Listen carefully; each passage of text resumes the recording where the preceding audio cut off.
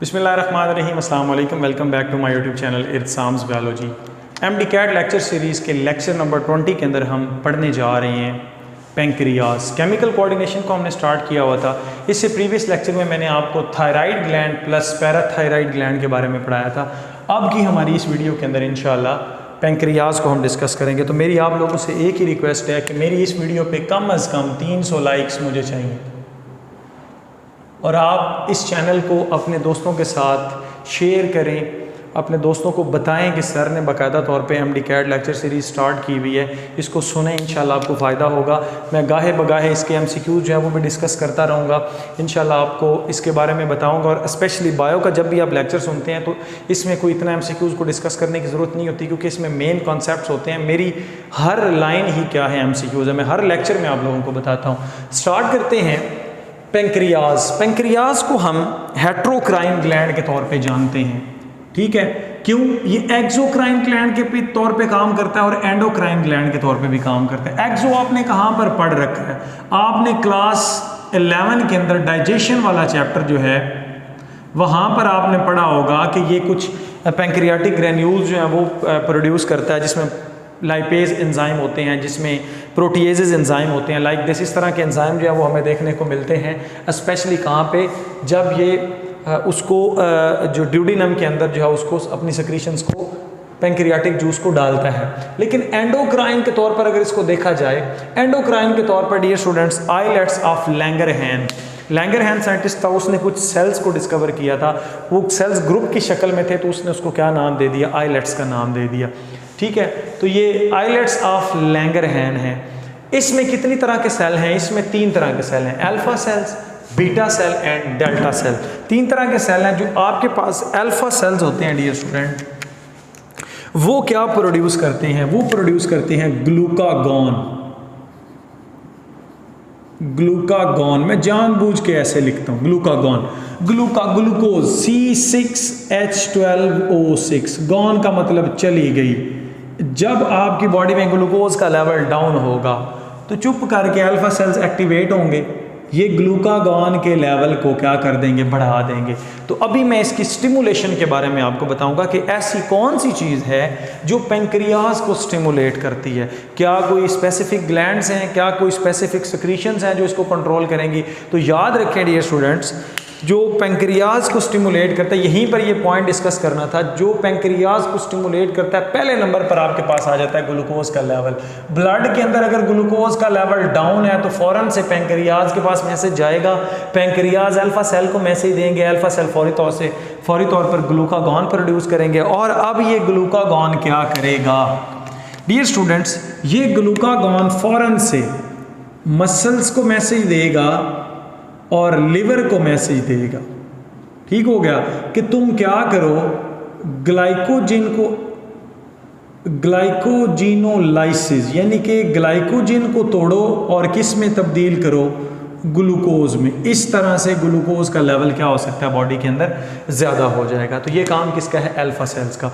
और ये एंटागोनिस्टिक काम करता है इंसुलिन के, यानी कि बीटा सेल जो हैं वो उनके एंटागोनिस्टिक काम करता है। तो फिलहाल मैं इसको यहीं छोड़ते हुए बीटा सेल की तरफ जाता हूँ। बीटा सेल्स नंबर में ज़रा ज़्यादा होते हैं, ये नंबर में कम हैं, और ये तो होते ही फ्यू हैं, ये ज़रा ज़्यादा होते हैं। और ये क्या प्रोड्यूस करते हैं? इंसुलिन प्रोड्यूस करेंगे। अब डियर स्टूडेंट्स, ये जो इंसुलिन होती है, इसका काम क्या है? पहले इसका काम पढ़ेंगे, फिर इससे रिलेटेड प्रॉब्लम पढ़ेंगे। इंसुलिन का काम एक होता है कि ये एंटागोनिस्टिक काम करते हैं किसकी? ग्लूकागॉन के। ग्लूकागॉन ने ग्लूकोज के लेवल को बढ़ाना है, इसने ग्लूकोज के लेवल को क्या करना है? डाउन लेकर आना है, ब्लड ग्लूकोज लेवल को। तो ये कैसे लेकर आती है? इंसुलिन का मैकेनिज्म ऑफ एक्शन क्या होता है? बेटा सबसे पहले ये मसल्स के पास मैसेज भेजेगी और लिवर के पास मैसेज भेजेगी। क्या करो? प्लस का मतलब क्या है? ये प्लस पॉइंट, इसका मतलब है कि ये करवाएगी कि भाईजान ग्लूकोज को पकड़कर ये किस में तब्दील करवाएगी? ग्लाइकोजिन के अंदर। आपको पता है कि ग्लाइकोजिन जो लिवर है इसके अंदर इसकी फॉर्मेशन और इसको स्टोर किया जाता है। सिमिलरली मसल्स में भी ग्लाइकोजिन को जो है वो स्टोर किया जाता है। तो ये ग्लूकोज को पकड़ कर क्या किया जाएगा? ग्लाइकोजिन के अंदर कन्वर्ट किया जाएगा। नेगेटिव से क्या मुराद है?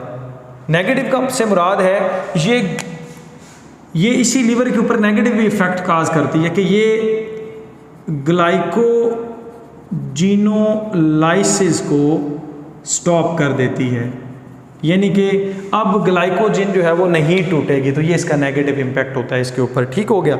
उसके बाद आता है कि ये क्या करेगी, ये जो ब्लड के अंदर ग्लूकोज, एक्स्ट्रा ग्लूकोज होगी, उसको लिपिड में कन्वर्ट करवाएगी और प्लस प्रोटीन्स के अंदर कन्वर्ट करवाएगी। इस तरह से यूटिलाइजेशन ऑफ ग्लूकोज हो गई। और ये लिपिड आपको पता है एडिपोज टिश्यूज़ के अंदर जो है वो इकट्ठी होना शुरू हो जाती है। ठीक है। और इसी तरह से प्रोटीन्स बनती हैं। और उसके बाद ये क्या करती है, आपको पता है कि जो सेल है इसमें फैसिलिटेटेड डिफ्यूजन के थ्रू क्या जाती है, ग्लूकोज सेल के अंदर जाती है। तो इसका जो अपटेक है, ग्लूकोज का अपटेक सेल के अंदर, उसको ये क्या कर देती है, बढ़ा देती है, ताकि ग्लूकोज का लेवल ब्लड के अंदर क्या रहे, कम रहे। क्योंकि अगर ग्लूकोज का लेवल ब्लड के अंदर ज़्यादा रहेगा तो डियर स्टूडेंट्स डायबिटीज़ मेलाइटिस हो सकती है, ज़ियाबैतिस जिसको आप क्या बोलते हैं, शुगर। उसके बाद आता है इससे रिलेटेड प्रॉब्लम्स। इससे रिलेटेड प्रॉब्लम्स क्या हैं कि अगर इंसुलिन की प्रोडक्शन कम हो, इंसुलिन नेगेटिव हो, नेगेटिव का मतलब है कम हो, अगर इसकी प्रोडक्शन कम हो तो ये क्या करा देगी, हाइपरग्लाइसीमिया, ग्लूकोज का लेवल ज़्यादा होगा। इससे क्या होता है डियर स्टूडेंट्स, डायबिटीज़ हो जाती है, डायबिटीज़ मेलाइटिस इसको बोलते हैं। ठीक है, मैं बल्कि लिख देता हूँ, डायबिटीज़ एम, डायबिटीज़ मेलाइटिस हो जाती है। अब आपको पता है कि डायबिटीज़ के फिर कितने प्रॉब्लम है, ये फिर पूरी बॉडी को डिस्टर्ब करके रखता है। ब्लड ग्लूकोज का लेवल ज़्यादा होना क्या कहलाता है, डायबिटीज़ मेलाइटिस कहलाता है। और इसी तरह से अगर इसकी प्रोडक्शन बहुत ज़्यादा हो रही है तो हाइपोग्लाइसीमिया हो जाएगा। हाइपोग्लाइसीमिया से मुराद क्या है कि ग्लूकोज का लेवल ब्लड के अंदर बहुत ज़्यादा कम हो जाएगा। फिर इससे भी बहुत ज़्यादा कॉम्प्लिकेशन है। अगर ग्लूकोज का लेवल ब्लड के अंदर कम रहे तो बंदा अपने मसल्स को भी नहीं हिला पा सकता। मतलब इंसान जो है वो एक तरह से आप समझ लें कि उसकी अपनी बॉडी के ऊपर एक्शन पे जो उसकी जो बॉडी उसको अपने उसको कंट्रोल ही नहीं कर सकता। मोटर पावर बंदे की क्या हो जाती है, ख़त्म हो जाती है। ब्रेन में अगर शुगर का लेवल डाउन हो जाए फिर भी प्रॉब्लम। सो इसका मतलब क्या है कि पूरी बॉडी जो है वो डिस्टर्ब हो जाती है। This is hypoglycaemia. और ये इतना ख़तरनाक होता है, आपको पता होना चाहिए कि इंसान हाई शुगर की वजह से नहीं मरता। याद रखें, अगर इंसुलिन की डोज ज़्यादा हो जाए, ज़्यादा लग जाए तो फिर इंसान की क्या हो सकती है, डेथ हो सकती है। क्योंकि शुगर का लेवल क्या हो जाएगा, जब 60 से डाउन होता है तो फिर इंसान बिल्कुल मौत के करीब होता है। तो हाइपोग्लाइसीमिया क्लियर हुआ बच्चों। उसके बाद आता है हमारे पास डेल्टा सेल्स। जो डेल्टा सेल्स होते हैं ये ख़ास किस्म का हार्मोन बनवाएंगे, that is called somatostatin. Somatostatin, ये देखिए स्टैटिन स्टैटिक से निकला हुआ, सोमैटोसोमा यानी कि बॉडी के सेल्स, इनकी ग्रोथ को ये क्या करता है, रोक के रखता है, इनहिबिशन करता है। क्या करता है डियर स्टूडेंट्स, इनहिबिशन करता है, यानी कि प्रॉपर वे में ग्रोथ करवानी है। तो ये आप कह सकते हैं कि जो STH होता है ना, इसकी एक्टिविटी को हाल्ट करता है, इसको हिंडर करता है, इसको रोकता है। ठीक है, अगर इसकी प्रोडक्शन ज़्यादा होना शुरू हो गई तो this is called inhibitory hormone, this is somatostatin. उसके बाद डियर स्टूडेंट्स, पहला तो मैंने आपको बता दिया कि ये बेसिकली, अब सुनिएगा, बेसिकली ये क्या है कि ग्लूकोज का लेवल इसको क्या करता है, ग्लूकागॉन को या इंसुलिन की प्रोडक्शन को क्या करवाएगा, अप एंड डाउन करवाएगा। अगर ग्लूकोज का लेवल बहुत ज़्यादा होगा तो इंसुलिन पैदा होगी, ग्लूकोज का लेवल कम होगा तो कौन पैदा होगा, ग्लूकागॉन। अब हम चलते हैं कि STH कैसा करेगा। एक तो आपने STH का डायरेक्ट यहाँ पे पढ़ लिया है। दूसरा डियर स्टूडेंट्स, STH ने ग्रोथ करवानी है और ग्रोथ के लिए क्या ज़रूरी है, ग्लूकोज ज़रूरी है। ठीक हो गया। तो ये डायरेक्टली इफेक्ट करता है अल्फा सेल्स को कि क्या करो, ग्लूकोज को बनवाओ। फिर आता है ACTH, एड्रीनोकार्टिकोट्रोपिक हार्मोन। बेसिकली ये ट्रॉपिक नहीं ट्रॉफिक हार्मोन है, मैंने पिछले लेक्चर में बताया भी था। बहुत सारे, क्योंकि इसने क्या करना है, एड्रीनल कॉर्टेक्स पे भी करना है और ये डायरेक्ट आएगा ACTH। डियर स्टूडेंट्स, ये क्या करता है, ये अल्फा सेल्स को स्टिमुलेट करता है। ठीक हो गया। अब अल्फा सेल्स को स्टिमुलेट करने से क्या मुराद, अल्फा सेल जब स्टिमुलेट होंगे तो उन्होंने ग्लूकागॉन को ज़्यादा प्रोड्यूस करना है। क्योंकि आपको पता होगा, एक तो होगा ये, दूसरा डियर स्टूडेंट्स अगर बहुत ज़्यादा प्रोडक्शन हो रही है तो ये बीटा सेल को भी स्टिमुलेट करवाना पड़ता है बाजू का। मसलन कैसे, कार्टिसोल अगर आपको पता हो, कार्टिसोल ये एक स्टीरॉयड है, कार्टिसोल ये ग्लूकोकार्टिकाइड है और इसने क्या करवाना है, ग्लाइकोजिन को, किस में कन्वर्ट करना है, ग्लूकोज के अंदर। और अगर ग्लूकोज का लेवल हाई होगा तो वो किसको इफेक्ट करेगा, इंसुलिन सेल को इफेक्ट कर सकता है, लो लेवल है तो अल्फा सेल्स को इफेक्ट कर सकता है। तो इस तरह से ये जो 3 मेन है ना आपके पास, ये पेंक्रियाज को क्या करते हैं, कंट्रोल कर रहे होते हैं इनकी सिक्रीशंस को। सो आई होप कि आपको समझ आ गई होगी कि अगर बीटा सेल्स के अंदर ट्यूमर होंगी तो ऑब्वियस सी बात है कि बीटा सेल क्या प्रोड्यूस कर रहे थे, इंसुलिन प्रोड्यूस कर रहे थे। अब अगर इंसुलिन का लेवल हाई होगा तो ब्लड ग्लूकोज का लेवल क्या हो जाएगा, ये कम हो जाएगा।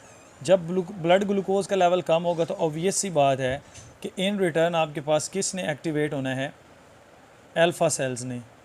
और अल्फ़ा सेल्स जो हैं वो क्या प्रोड्यूस करेंगे, ग्लूकागॉन प्रोड्यूस करेंगे।